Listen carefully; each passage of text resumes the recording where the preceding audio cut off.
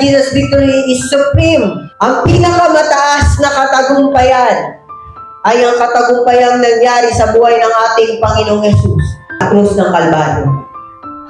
Okay?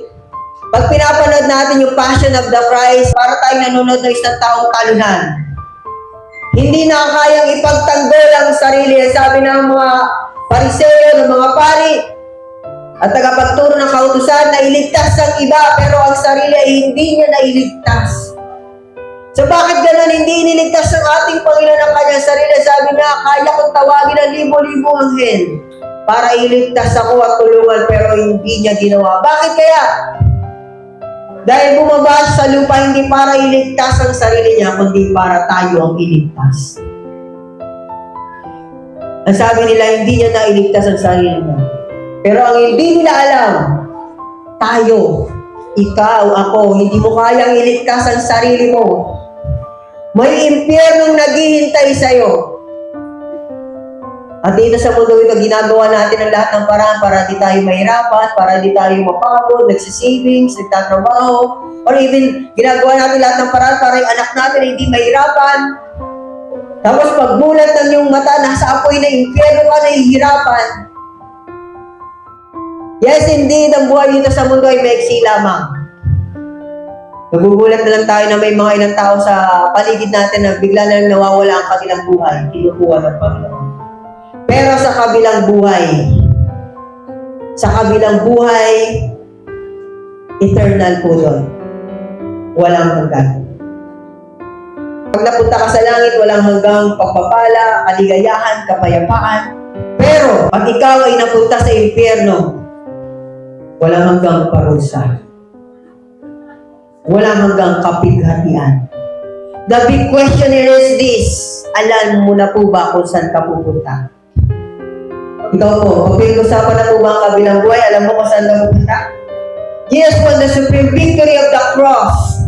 His death and resurrection are seen as the absolute victory, conquering sin and death and the devil's influence. Yung kamatayan ni Jesus sa krus. Actually, maraming tao na hindi na pinag-uusapan yung kamatayan ni Jesus sa krus. And alam niyo po ba sa biyahe ng buhay, dapat alam mo kung saan ka papunta. Kaya dapat pinag-uusapan din po ang buhay ng ating Panginoong Yesus. Make it sure na papunta ka sa langit, hindi ka papunta sa impyerno. Hindi lahat tayo na isinilang dito sa mundo na, buti pa siya, hindi niya naranasan yung hirap. Karamihan ng tao dito sa mundo naranasan ng hirap. Hindi lahat ng tao isinilang ng mayaman. Kung lahat mayaman, sino yung tauhan mo? Wala. And the worst is this. Pag sa kabilang buhay, naghihirap ka, yun yung worst. Ang sabi na, nakakaawa naman yung kalagayan ko dito. Hirap na ako. Hindi po yan ang pinaka-nakakaawang lugar. Hindi yan ang nakakaawang sitwasyon. Ang pinaka-nakakaawang sitwasyon at lugar ay sa impyerno. Kung makikita nyo lang po ang tao doon. Humingi sila ng another chance, Lord, please, buhayin mo lang ako. Maglilingkod na ako sa iyo, magpapagamit na ako sa iyo, atin na ako sa church, hindi na ako lagi busy, hindi na ako lagi excuses, hindi ako pwede, Lord, please. Give me another chance. Pero wala na. Kung may second chance, may third chance, fourth chance, many chance, sabihin mo sa katabi mo, totoo din ang last chance. Alam niyo po ba na totoo ang last chance? Dito nga sa mundo, totoo yun eh. Pag ginawa mo ulit yan, break na tayo. Pag ginawa mo yan, iwalay na hindi color sa puti, bahala ka. Last chance mo na yan. Alam niyo ba kay Lord, may last chance? Ito na yung last chance mo, anak. Kung ayaw mo, kukunin kita ngayon, at sa impyerno ka pupunta. Make it sure na 100% sigurado ka sa langit ka pupunta. Key aspect of Jesus' victory, overcoming sin. Noon, ang hirap makalapit sa Diyos. Kapag makasalanan ka, kailangan mo pang bumili ng tupa, ng kalapate, para ihandog sa kasalanan mo, para patawarin sa lahat ng kasalanan, para makapag-pray. Ngayon, hindi na. Sa Hebrews 10:18, ibinigay na ng ating Panginoon sa kanyang buhay, at ang sabi diyan, makakalapit ka na sa trono ng Diyos. Because of Jesus Christ, because of what He did on the cross. Ngayon, yung prayer, napakadali na lang. Kailangan na lang ng faith. Kailangan mong maniwala na pakikinggan ng Diyos ang panalangin mo. Kailangan mo na lang gawin ngayon, humingi ng tawad sa Diyos. Pagsisihan ng kasalanan mo, tanggapin siya bilang Panginoon at tagapagligtas. Hindi na mahirap lumapit sa Diyos ngayon. Noon, kailangan mo pang gumastos. Kailangan mo pang bumili ng ihahandog para sa kasalanan mo. Defeating death. Ang muling kalaban na tatalunin ng Panginoon ang kamatayan. Darating ang panahon na mawawala ang kamatayan. Lahat ng tao ay hindi na makakaranas ng kamatayan.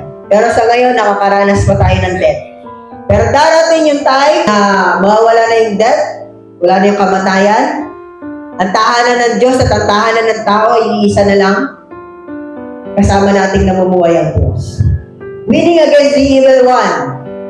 Dahil sa ginawa ng ating Panginoon, binigyan niya tayo ng kapangyarihang kalabanin, talunin si Satanas dahil kasama tayo sa parada ng tagumpay. Sinama niya tayo sa parada ng tagumpay ng ating Panginoon. Okay? Kung nakita na kayo ng parada, ang pwede sumama lang doon ay yung mga kasali. Hindi pwede sumali sa parada na hindi ka naman kasali. So because of Jesus Christ, because of what He did on the cross, you have the power and the authority over the enemy. May kapangyarihan tayong utusan si Satanas na lumaya sa buhay natin, lumaya sa pamilya natin. We have the power and the authority. Na noon, sinisira lang ni Satanas yung buhay natin, ginagawa niya kung anong gusto niya. Ngayon, may karapatan kang lumaban. Looking at the story of Jesus, it's easy and very common to see His death on the cross as a form of death. Simula pagkabata, alam ko na kung naririnig din niyo ang tungkol sa kamatayan ng ating Panginoong Yesus. Pero nung naging born again Christian ako, nung inaral ko ang Biblia, doon ko lang naintindihan yung ginawa ng ating Panginoon sa krus. Iba yung alam mo, iba yung naunawaan mo. Okay? Iba yung kilala mo at sa kilalang kilala mo. Iba yung alam mo may Diyos, iba yung kilala mo ang Diyos. Iba yung alam mo may presidente, ang Pilipinas, iba yung kilala mo ang presidente. Malaki po yung pagkakaiba naman. Kilala niyo na po ba ang Diyos o alam mo lang na may Diyos? Alam mo ba na namatay sa sa krus? O alam mo at naiintindihan mo po? Parehong magkaiba po yun. The cross is often portrayed as nothing more than horrible, albeit necessary loss, an event that simply paved the way for the victory of the resurrection. Para lang maranasan ng katagumpayan, para lang maranasan ng kapatawaran, kailangan may mamatay para sa iyong kasalanan. Tayo dapat daw yung nakapako sa krus. Tayo dapat yung pinapahirapan. Pero hindi ganun ang nangyari. Si Jesus ang sumalo ng lahat ng pahirap na para sa iyo.